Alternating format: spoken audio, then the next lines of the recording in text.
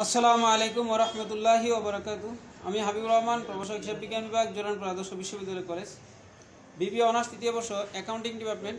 সুপ্রিয় শিক্ষার্থীবৃন্দ, আশা করি তোমরা সবাই ভালো আছো। আজকে আমি advance accounting 1 cash flow statement নিয়ে আলোচনা করব। যদিও আমি প্রথম ক্লাসটা নিয়েছিলাম শেয়ার ইস্যুর উপর, কমন স্টক ইস্যুর উপর আমি ক্লাসটা নিয়েছিলাম। আমি বলেছিলাম তোমাদের কোন পর্যন্ত পড়ানো হয়েছে, কোন অবস্থায় আসো সেটি জানানোর জন্য, কিন্তু একজন স্টুডেন্টও বলে নাই স্যার আমরা এটা পারি অথবা পারি না, কেউ কোনো রেসপন্স করে নাই। আমি ধরে নিলাম তাহলে তোমরা অবশ্যই পারো হয়তো। আমি তাহলে ক্যাশ ফ্লো স্টেটমেন্ট নিয়ে শুরু করব। ক্যাশ ফ্লো স্টেটমেন্ট আমি 3-4টা ক্লাসের মধ্যে শেষ করতে চেষ্টা করব। অনেক তথ্যবহুল করার জন্য আমরা চেষ্টা করে যাচ্ছি। তোমাদের মনোযোগ শুধু দরকার এবং তোমাদের পড়ার টেবিলে বসা দরকার। অ্যাকাউন্টিং শুধু দেখলে হবে না, লেকচার দেখলে হবে না, দেখার সাথে সাথে খাতা কলমে লিখতে হবে, তোমাদের প্র্যাকটিস করতে হবে, প্র্যাকটিক্যালি প্র্যাকটিস করতে হবে। আশা করি তোমরা গুরুত্ব সহকারে অনুধাবন করবো বিষয়গুলা, কারণ তোমাদের ইনকোর্স পরীক্ষা আছে, ভাইবা আছে, এগুলো তোমাদের অনুসরণ করতে হবে। পরীক্ষায় কিছু না পড়লে তো ইনকোর্সে সবটুকু নাম্বার তোমরা পাইবে না ভালো করে, যদি ইনকোর্স ভালো করতে না পারো। সুতরাং তোমরা সতর্ক হয়ে যাও, পড়াশোনায় মনোযোগী দাও, এটাই আমার শেষ কথা। আমি অঙ্কর দিকে আসছি। আইএস ইন্টারন্যাশনাল অ্যাকাউন্টিং স্ট্যান্ডার্ড 7 অনুযায়ী ক্যাশ ফ্লো স্টেটমেন্টটা করা হয় দুইটা পদ্ধতি, ইনডাইরেক্ট মেথড আর ডাইরেক্ট মেথড। আর there are 3 important activities in each method. প্রত্যেকটা মেথডেই 3 ধরনের কার্যক্রম হয়: operating activities, operating activities, investing activities, financing activities. Inter second year এবং বিবিএ অনার্স সেকেন্ড ইয়ার আমরা এই ক্যাশ ফ্লো স্টেটমেন্ট করে আসছি। অলরেডি তোমাদের আইডিয়া আছে, একদম যে আইডিয়া নাই এমন না, কিন্তু কোন জায়গায় কী কী আসে সেগুলো আমরা অলরেডি অবগত আছি। ইনডাইরেক্ট এবং ডাইরেক্ট পদ্ধতির মধ্যে অপারেটিং অ্যাক্টিভিটিসের কার্যক্রমগুলো ভিন্ন, বাকি সবগুলো সেম। কারণ ইনভেস্টিং কার্যক্রম একদম সহজ। স্থায়ী সম্পত্তি যদি আমরা কি করি, স্থায়ী সম্পত্তি এবং ক্রয় বিক্রয় দুইটা বিষয় আসবে ইনভেস্টিংয়ে। Long term dividend, long term liabilities এবং ডিভিডেন্ড, এই বিষয়গুলো আসবে ফাইন্যান্সিং অ্যাক্টিভিটিস। সবচেয়ে বেশি কার্যক্রম থাকে জড়িত অপারেটিং অ্যাক্টিভিটিসে। কিছু গুরুত্বপূর্ণ কার্যক্রম আছে, সেগুলো আমাদের অবশ্যই জানা উচিত। আমি লিখে রাখছি, দেখাবো এখনই। অপারেটিংয়ে কী কী আসে, অপারেটিংয়ে কী কী আসে এটা আমরা আসলে একটু জানা উচিত। লেকচার তো 2, activity, operating activities, investing activities, financing activities. Operating অ্যাক্টিভিটিসের মধ্যে কী কী আসে সেই বিষয়গুলো আমরা একটু বলে যাচ্ছি ধারাবাহিকভাবে, তোমরা একটু মনে রাখবা, আমি লিখেও রাখছি। অপারেটিং অ্যাক্টিভিটিসের কার্যক্রমে শুরুই হবে নিট ইনকাম দিয়ে। নিট ইনকামের সাথে কী করতে হবে? অপারেটিং অ্যাক্টিভিটিসের মধ্যে কারেন্ট অ্যাসেট, কারেন্ট লাইবিলিটিস আসবে। আর নিট ইনকামটা শুরু হবে কারেন্ট অ্যাসেটের লগে ক্যাশের বিপরীতমুখী সম্পর্ক। কারেন্ট অ্যাসেট যদি বৃদ্ধি পায়, আমাদের কম্পারেটিভলি দুইটা ফিনান্সিয়াল স্টেটমেন্ট থাকবে।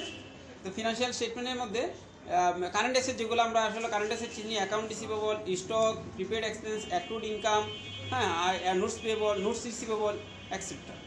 তো আমাদের কারেন্ট অ্যাসেট যদি বৃদ্ধি পায়, তবে ক্যাশ নিয়ে কাজ করবো না, কারণ ওই বিগিনিং ক্যাশের সাথে ইনক্রিজ ক্যাশটা কী করি, যোগ করে, রাজবৃদ্ধি যোগ করে আমরা ইন্ডিং ক্যাশটা পাবো। যদি এই অঙ্কের মধ্যে যে ইন্ডিং ক্যাশ আছে সেটা যদি আমার অঙ্ক করার মধ্যে ক্যাশ ফ্লো স্টেটমেন্টের মিলে যায়, তাহলে বুঝে অঙ্কটা হয়েছে। এটা আমি দেখাবো বিস্তারিত।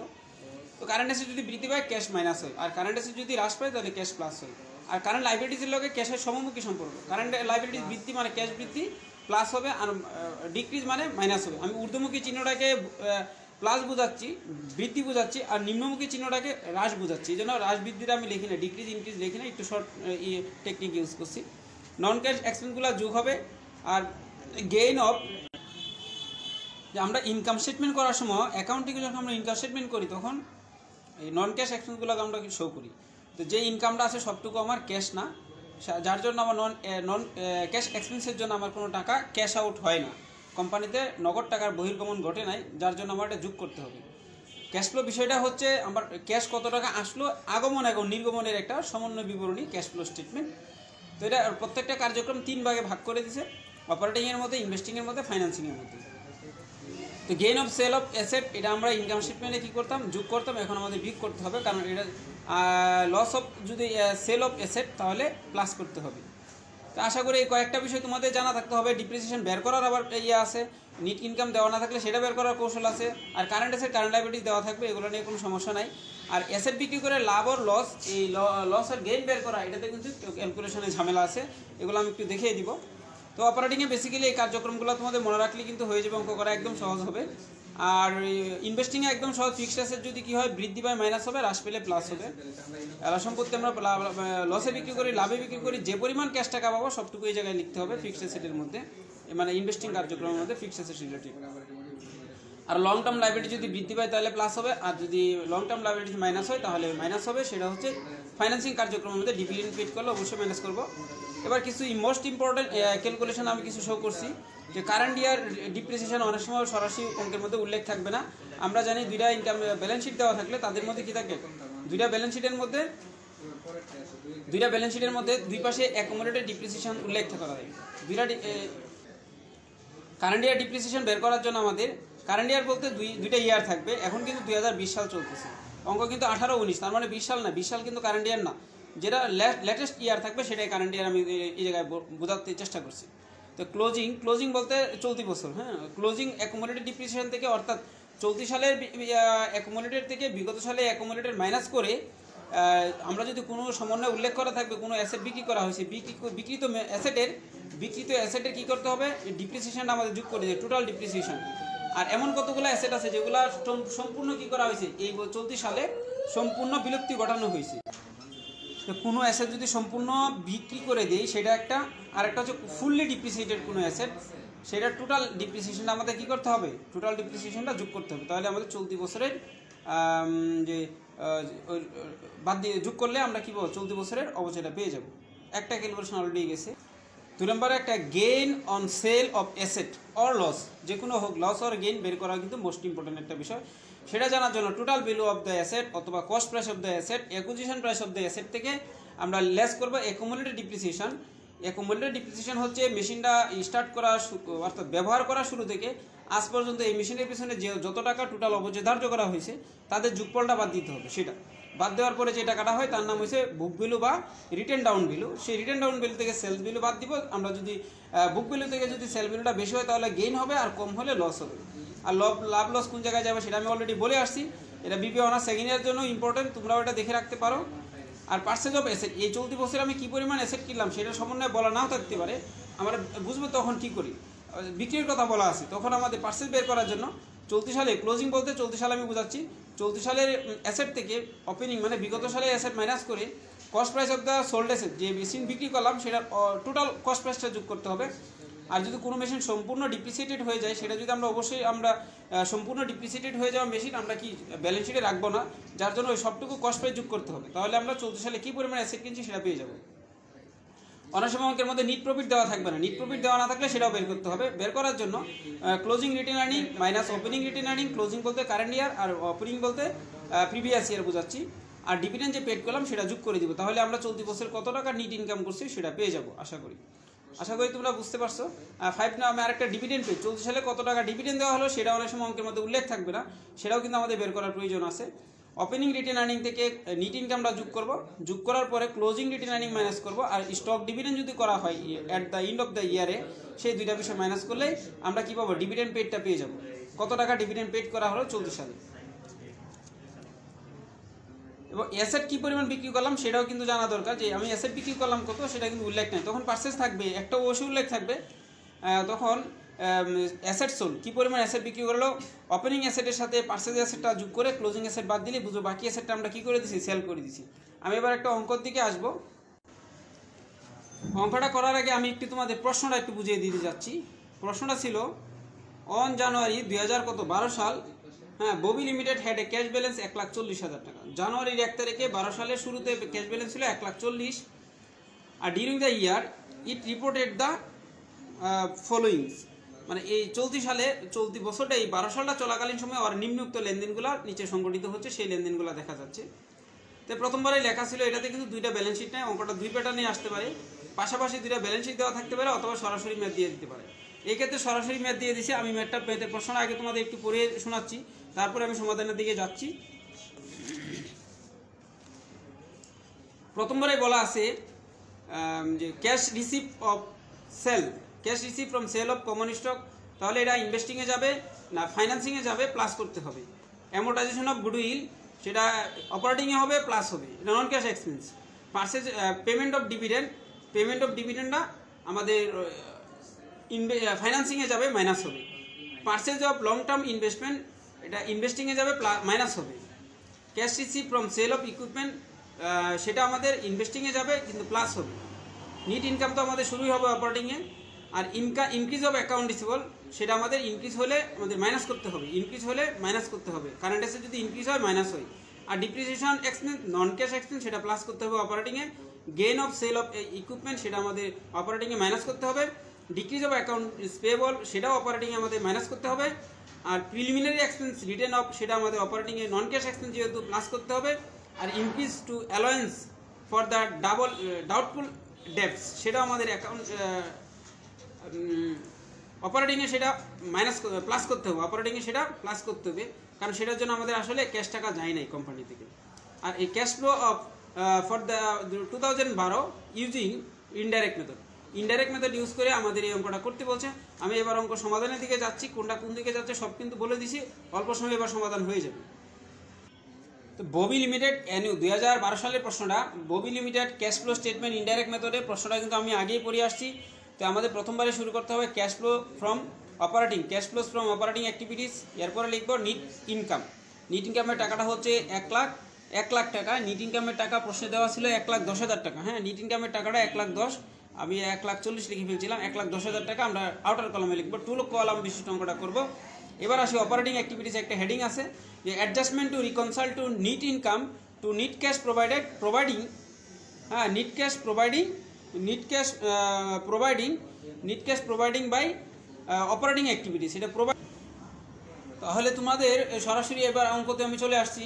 অপারেটিংয়ে কী কী আসবে আমি কিন্তু আগেই মার্ক করে বলে গেছি একবার করে, তারপরে আমি আবার বলে যাচ্ছি যে ক্যাশ রিসিভ তো আসবে না অপারেটিংয়ে, যে ইনক্রিজ অফ অ্যাকাউন্ট রিসিভেবল ছিল সেটা আমাদের মাইনাস করতে হবে। কারেন্ট অ্যাসেট যদি বৃদ্ধি পায়, কারেন্ট অ্যাসেটের লগে বিপরীতমুখী সম্পর্ক ক্যাশের, মনে রাখবে সবাই।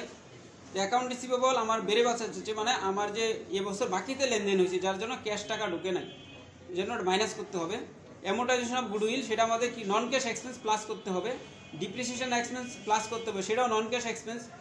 আর gain on sale of equipment, সম্পত্তি বিক্রি করে যে লাভ হয়েছে সেটা মাইনাস করতে হবে।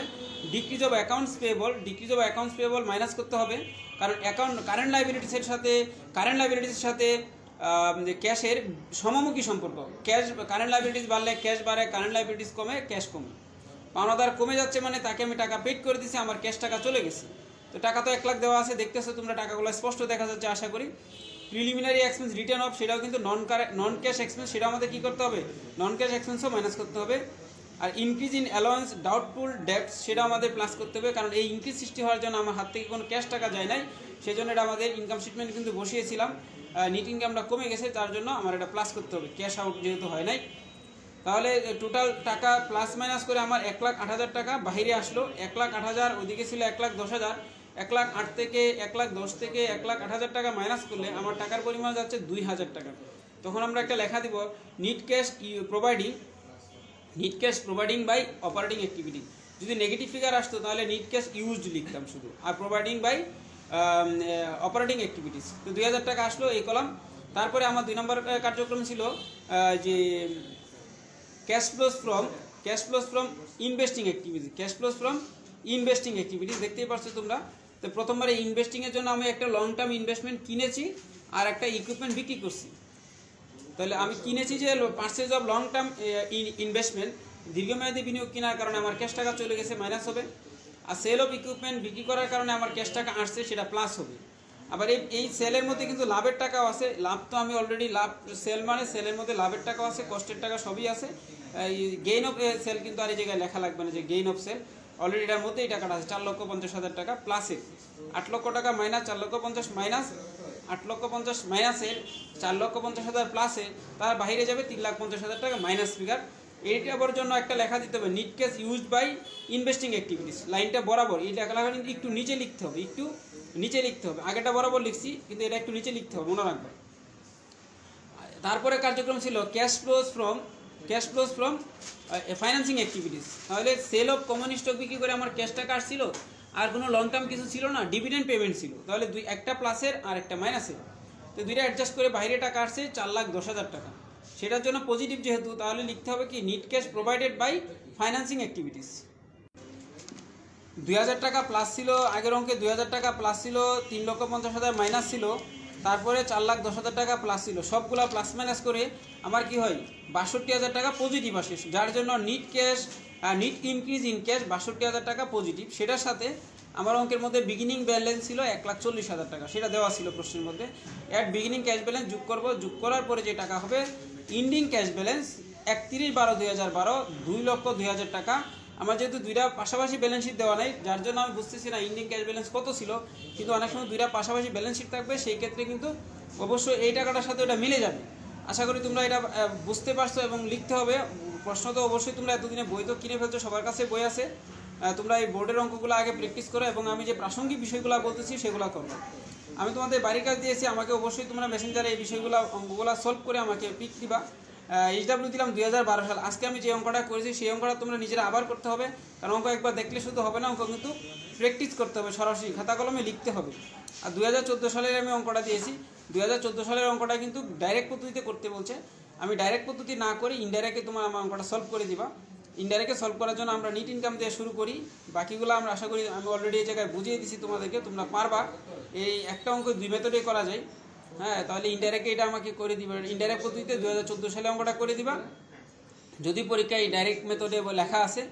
তো আশা করি তোমরা তো পারবা, না পারার কোনো যৌক্তিকতা আমি দেখি না, তো চেষ্টা করবা মনোযোগের সাথে করার জন্য।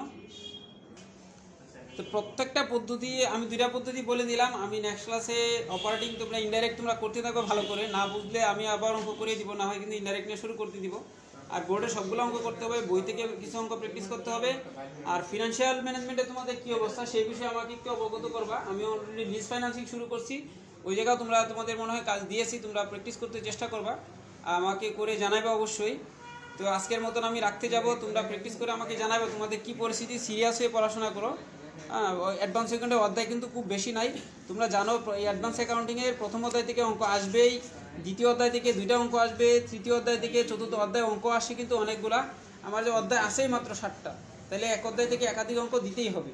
যেমন রেভিনিউ রিকুইজিশন দিয়ে প্রায় দুইটা অঙ্ক চলে আসে, দ্বিতীয় অধ্যায় থেকে দুইটা অঙ্ক আসে, বাকি অধ্যায় থেকে একটা করে আসে। বিপার্ট সিপার্ট দুইটা থেকে প্রশ্ন আসে, এই ক্যাশ ফ্লো থেকে বিপার্টেও আসে, সিপার্টেও আসে। ফিনান্সিয়াল স্টেটমেন্ট তোমরা inter first year, honours first year, honours second year সব ইয়ারে করে আসছো, সেটা আবার আসে, তবে এই জায়গায় এক মালিকানা না কোম্পানির অঙ্ক। তো ওইটা তো আশা করি তোমরা পারবো, যার জন্য আমি ওইটা নিয়ে আলোচনা করি নাই, ক্যাশ ফ্লো নিয়ে শুরু করছি। ক্যাশ ফ্লো আমি শেষ করে অন্য অধ্যায়ে যাব, তোমরা অবশ্যই আমাকে রিটার্ন জানাবা তোমাদের কি অবস্থা। তো আজকের মতন রাখছি, সবাই ভালো থাকো, আল্লাহ হাফেজ।